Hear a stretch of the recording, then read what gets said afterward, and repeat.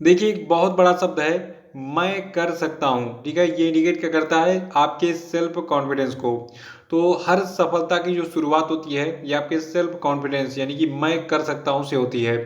देखिए, कोई भी ऐसा काम नहीं है जिसको आप कर नहीं सकते हैं, बस आपके अंदर आत्मविश्वास होना चाहिए और उस काम को करने के लिए बार-बार आपके अंदर जो है साहस होना चाहिए कि आप जो है मतलब बार-बार कोशिश करेंगे कि हम इस काम को करके ही मानेंगे, ठीक है? देखिए, कभी-कभी क्या होता है कि हम लोग पहली बार एग्ज़ाम में बैठते हैं और असफलता मिल जाती है, फिर दूसरी बार, तीसरी बार, चौथी बार मतलब बार-बार ट्राई करते हैं और निरंतर अभ्यास करते-करते यानी कि बार-बार कोशिश करते-करते जो है लास्ट में हमें उस काम में सफलता मिल जाती है।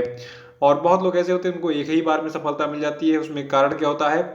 देखिए, जो लोग सिलेबस के अकॉर्डिंग स्टडी करते हैं एग्ज़ाम के लिए, जैसे कि मान लीजिए अगर हम जो है यूपीएससी की तैयारी कर रहे हैं, तो सबसे पहले हमें यूपीएससी का सिलेबस डाउनलोड करना चाहिए और उसमें जितने टॉपिक दिए गए हैं सबको पूरा डीपली पढ़ना चाहिए।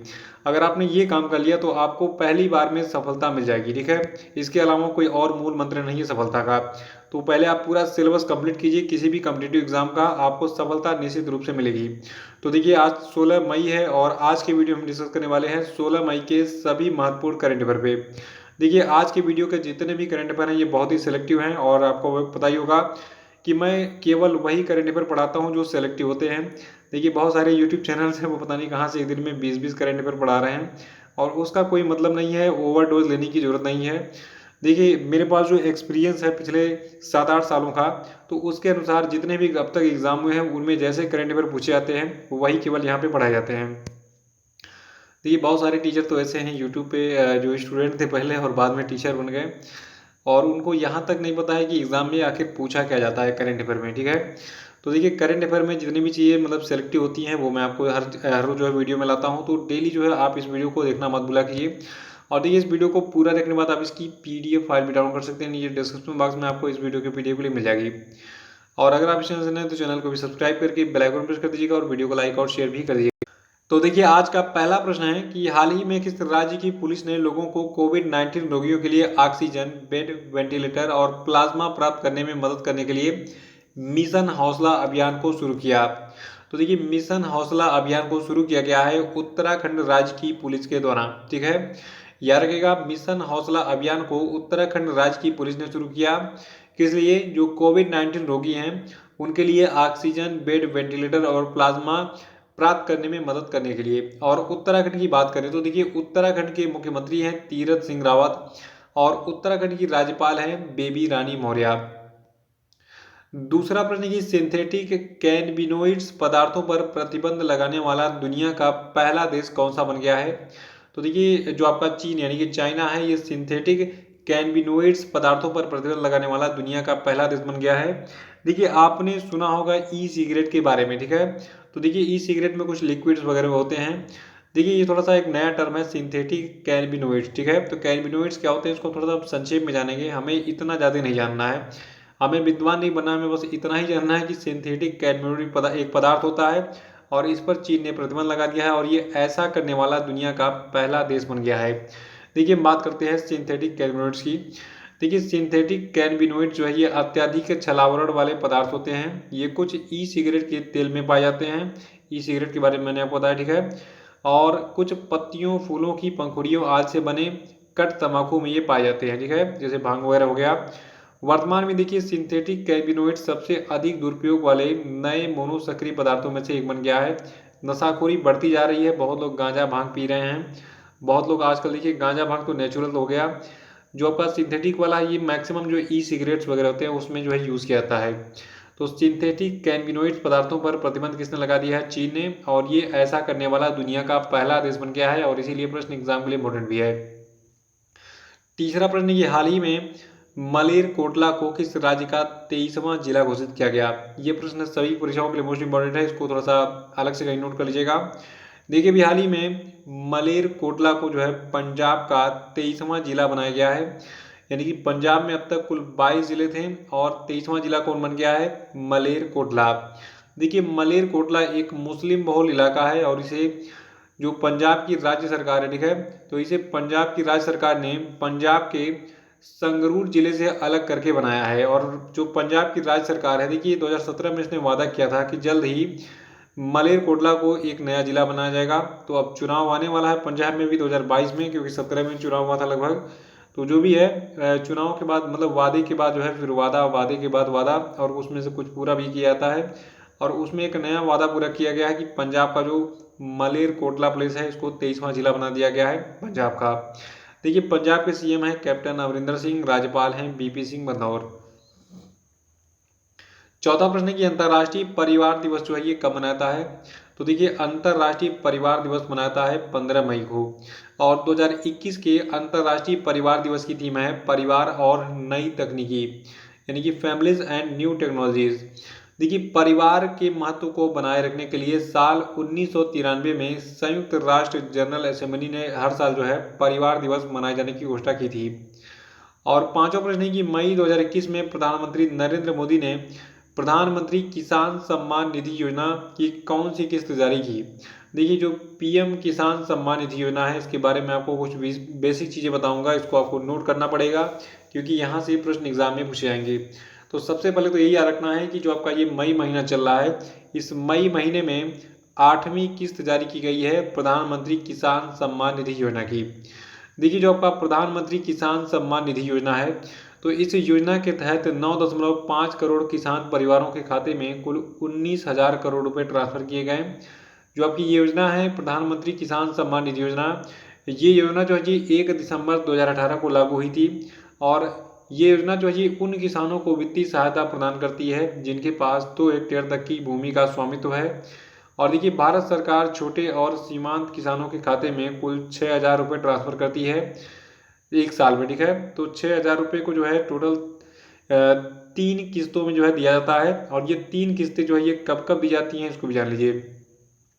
देखिए ये जो फंड है 6,000 रुपये का, जो कि प्रधानमंत्री किसान सम्मान निधि योजना के तहत दिया जाता है, तो इसकी जो पहली किस्त है ये 2,000 रुपये की होती है और ये अप्रैल से जून के बीच में दी जाती है। और दूसरी जो 2,000 रुपये की किस्त है ये अगस्त से नवंबर के बीच में दी जाती है। और तीसरी जो किस्त है ये दिसंबर से मार्च के बीच में दी जाती है। यानी कि 2-2 हज़ार रुपये करके 3 बार जो है सरकार 6,000 रुपये टोटल प्रदान करती है छोटे और सीमांत किसानों को, ठीक है। छोटे और सीमांत किसान कौन है? जिनके पास 2 हेक्टेयर तक की भूमि का स्वामित्व है। और छठवां प्रश्न है कि किस व्यक्ति को इस वर्ष नवंबर में स्कॉटलैंड के ग्लासगो में आयोजित होने वाले संयुक्त राष्ट्र जलवायु परिवर्तन शिखर सम्मेलन के यूके प्रेसिडेंसी के लिए COP26 पीपुल एडवोकेट के रूप में नामित किया गया है। तो देखिए ये व्यक्ति आपके हैं सर डेविड एटनबरो। याद रखिएगा सर डेविड एटनबरो को अभी हाल ही में नवंबर 2021 में आयोजित होने वाले, देखिए ये कहाँ पे आयोजित होगा? स्कॉटलैंड के ग्लासगो में, ठीक है। तो नवंबर 2021 में स्कॉटलैंड के ग्लासगो में आयोजित होने वाले संयुक्त राष्ट्र जलवायु परिवर्तन शिखर सम्मेलन के यूनाइटेड किंगडम प्रेसिडेंसी के लिए जो है COP26 पीपुल एडवोकेट के रूप में जो है नामित किया गया है। देखिए COP26, कॉप का मतलब क्या हो गया? COP यानी कॉन्फ्रेंस ऑफ पार्टीज, ठीक है। ये भी एग्जाम में पूछा गया कि कॉप हाल ही में COP26 का आयोजन यहाँ पे किया गया फला जगह पे, और कॉप का पूरा नाम क्या है? तो कॉप का पूरा नाम क्या है? कॉन्फ्रेंस ऑफ पार्टीज, ठीक है। तो इसको याद रखिएगा। देखिए यहाँ पे मैंने लिखा भी है COP26 यानी कि पार्टियों का 26वां संयुक्त राष्ट्र जलवायु परिवर्तन सम्मेलन। और कॉप का पूरा नाम अंग्रेजी में क्या है? Conference of parties. देखिए जो आपके सर डेविड एटनबरो हैं ये एक विश्व प्रसिद्ध ब्रिटिश प्रसारक और प्राकृतिक इतिहासकार हैं। और जो आपके सर डेविड एटनबरो हैं इन्होंने पहले ही यूके और दुनिया भर में लाखों लोगों को जलवायु परिवर्तन पर कार्य करने के लिए जो है प्रेरित किया था। सातवां प्रश्न है कि हाल ही में किस भाषा के प्रसिद्ध साहित्यकार और पत्रकार होमेन बरगोहाई का निधन हो गया। तो देखिए होमेन बरगोहाई का जो है निधन हो गया है। ये जो है असमिया भाषा के प्रसिद्ध इतिहासकार थे। और आपको बता दूं ये जो है असम साहित्य सभा के अध्यक्ष भी थे। और इन्हें इनके उपन्यास पिता पुत्र के लिए असमिया भाषा के लिए 1978 में साहित्य अकादमी पुरस्कार से भी सम्मानित किया गया था। याद रखिएगा एक उपन्यास था जिसका नाम क्या था? पिता पुत्र। इसके लिए इनको असमिया भाषा के लिए 1978 में साहित्य अकादमी पुरस्कार दिया गया था। वर्तमान में देखिए ये जो है असमिया दैनिक नियोमिया वार्ता के प्रमुख संपादक के रूप में काम कर रहे थे। कौन? होमेन बरगोहाई। तो होमेन बरगोहाई का हाल ही में निधन हो गया है। ये असमिया भाषा के प्रसिद्ध साहित्यकार और पत्रकार थे, ठीक है। और 8वां प्रश्न है कि ब्रिक्स रोजगार कार्य समूह की पहली बैठक मई 2021 में वीडियो कॉन्फ्रेंसिंग के माध्यम से आयोजित की गई। इस बैठक की अध्यक्षता किस देश ने की थी? तो देखिए ब्रिक्स रोजगार कार्य समूह की जो पहली बैठक है, ये जो आपकी मई 2021 में आयोजित की गई वीडियो कॉन्फ्रेंस के माध्यम से, और इस बैठक की अध्यक्षता की थी भारत ने। ये पहली ब्रिक्स रोजगार कार्य समूह की जो बैठक है, ये 11 से 12 मई के बीच में आयोजित की गई थी, और इस बैठक की अध्यक्षता भारत के श्रम सचिव अपूर्व चंद्रा ने की, और भारत ने वर्ष 2021 में ब्रिक्स की अध्यक्षता ग्रहण की है। ये सारे पॉइंट्स आपको पता होने चाहिए। और देखिए इस बैठक की बात करें तो इस बैठक के दौरान चर्चा के लिए मुख्य एजेंडे में श्रम बाजारों का औपचारिकीकरण, श्रम बाजारों में ब्रिक्स राष्ट्रों के बीच सामाजिक सुरक्षा समझौते को बढ़ावा देना, और गिग और प्लेटफॉर्म श्रमिकों की भूमिका और श्रम शक्ति में महिलाओं की भागीदारी जैसे विषय शामिल करना शामिल है। ठीक है, ब्रिक्स की बात कर लेते हैं। देखिए ब्रिक्स जो है ये 5 देशों का समूह है। देखिए परीक्षा में प्रश्न कैसे बनता है, प्रश्न बनता है कि ब्रिक्स में जो है 5 देश शामिल हैं, और ब्रिक्स में सी का मतलब क्या है, आर का मतलब क्या है, आई का मतलब क्या है, किसी भी अक्षर का मतलब पूछ लेता है। तो देखिए ब्रिक्स का मतलब क्या है, B for Brazil, R for Russia यानी कि रूस, I for India, C for China और एस फॉर साउथ अफ्रीका। तो टोटल 5 सदस्य देश के कौन कौन है, ब्राजील, रसिया, इंडिया, चाइना और साउथ अफ्रीका। ब्रिक्स की स्थापना 2006 में हुई थी, और इसकी स्थापना उस समय चीन, ब्राजील, रसिया ने की थी। बाद में इसमें इंडिया को, साउथ अफ्रीका को जो है शामिल किया गया। 9वां प्रश्न है कि हाल ही में इंदु जैन का कोविड-19 से निधन हो गया। इनका ये जो है किस संस्था की चेयरपर्सन थी? तो देखिए इंदु जैन जो है, इनका भी हाल ही में कोरोना संक्रमण के कारण निधन हो गया है। ये टाइम्स ग्रुप की जो है चेयरपर्सन थी। और देखिए जो आपकी इंदु जैन है, ये भारत के सबसे बड़े मीडिया समूह जिसका नाम क्या है, Bennett Coleman and company limited. देखिए Bennett Coleman and company limited को टाइम्स समूह के यानी कि टाइम्स ग्रुप के नाम से जाता है। ये दोनों नाम एक ही हैं।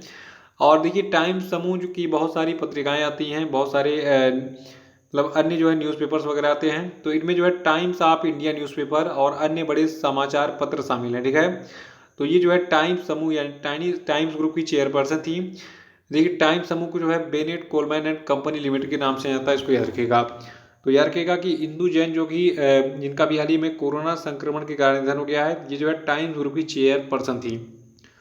और 10वां कि हाल ही में किस एयरलाइन कंपनी ने खुद को गो फर्स्ट के रूप में रीब्रांड किया? तो देखिए जो आपकी गो एयर कंपनी थी, ठीक है, तो गो एयर कंपनी बन गई है अब गो फर्स्ट कंपनी। अपना इसने नाम चेंज कर दिया है। आपको पता होना चाहिए कि जो आपका गो एयर कंपनी था, जिसको अब गो फर्स्ट नामकरण दे दिया गया है। तो ये जो है वाडिया समूह के स्वामित्व वाला जो है कंपनी है, और इसने नए आदर्श वाक्य यू कम फर्स्ट के साथ खुद को गो फर्स्ट के रूप में जो है अभी हाल ही में पुनः ब्रांडेड किया है। देखिए कोविड-19 महामारी के प्रभाव से निपटने के लिए 15 वर्षों के बाद रीब्रांड करने का निर्णय कंपनी के ULCC यानी कि ultra low cost carrier airline model में वाहक को संचालित करने के लिए जो है प्रयास का ये हिस्सा है। यानी कि कम से कम पैसे में जो है ये यात्रा आपको कराती है कौन, गो एयरलाइंस। ठीक है, और गो एयरलाइंस अब बन गया है गो फर्स्ट एयरलाइंस। तो देखिए जो आपका गो एयर यानी गो फर्स्ट एयरलाइंस है, इसके संस्थापक कौन है, इनका नाम है जहांगीर वाडिया। इसकी स्थापना 2005 में की गई थी, और इसका मुख्यालय मुंबई में है। ठीक है, ये एक भारतीय विमानन कंपनी है गो एयर, जो कि अब गो फर्स्ट बन गया है। तो ये थे आपके आज के सभी महत्वपूर्ण करंट अफेयर, और अब हम बात करेंगे आज के सभी क्वेश्चन अपडेट पे। देखिए आज के क्वेश्चन अपडेट का पहला प्रश्न है कि हाल ही में किसे नेपाल का नया प्रधानमंत्री नियुक्त किया गया है, इसका आंसर बताइए। दूसरा कि हाल ही में BCCI ने किसे भारतीय महिला क्रिकेट टीम के नए मुख्य कोच के रूप में नियुक्त किया है, बताइए। तीसरा कि हाल ही में संयुक्त राष्ट्र के द्वारा किस ब्रिटिश राजनयिक को संयुक्त राष्ट्र की मानवीय मामलों की एजेंसी का प्रमुख अपॉइंट किया गया, बताइए। चौथा कि अंतर्राष्ट्रीय परिवार दिवस जो है ये कब मनाता है, बताइए। पांचवा कि हाल ही में किस संगठन ने छात्रों और अभिभावकों के मानसिक सामाजिक कल्याण के लिए एक दोस्त फॉर लाइफ नाम का मोबाइल एप्लीकेशन लॉन्च किया, बताइए। और नहीं पता तो कल का वीडियो देखकर उसको रिवाइज कर डालिएगा। और अब हम बात करेंगे कल के पूछे गए सभी क्वेश्चन अपडेट के सही उत्तरों की। देखिए क्वेश्चन का पहला प्रश्न था कि हाल ही में किस राज्य की पुलिस ने वरिष्ठ नागरिकों के लिए वाहन हेल्पलाइन कोबी वैन शुरू किया? तो इसको दिल्ली राज्य की पुलिस ने शुरू किया है। और दूसरा था कि हाल ही में किस वाहन कंपनी ने electric motorcycle brand live wire को लॉन्च किया? तो इसको हार्ले डेविडसन ने लॉन्च किया है। तीसरा था कि विश्व खाद्य पुरस्कार 2021 किसने जीता है, तो इसको जीता है शकुंतला हरक सिंह ने। और चौथा था कि चौथी भारत स्विस वर्चुअल वित्तीय वार्ता में भारत का लीडरशिप किसने किया, तो देखिए इसकी लीडरशिप की अजय सेठ ने। और पांचवा था कि उपभोक्ता मूल्य सूचकांक के द्वारा जारी आंकड़ों के अनुसार देश की खुदरा मुद्रास्फीति अप्रैल 2021 के महीने में कितने प्रतिशत रही, तो ये रही 4.29%। तो इसी के साथ ये वीडियो समाप्त होता है। वीडियो को लाइक और शेयर कर दीजिएगा, जो लोग नए हैं वो चैनल को सब्सक्राइब कर लेंगे। तो इसी के साथ बहुत धन्यवाद, thank you and have a nice day.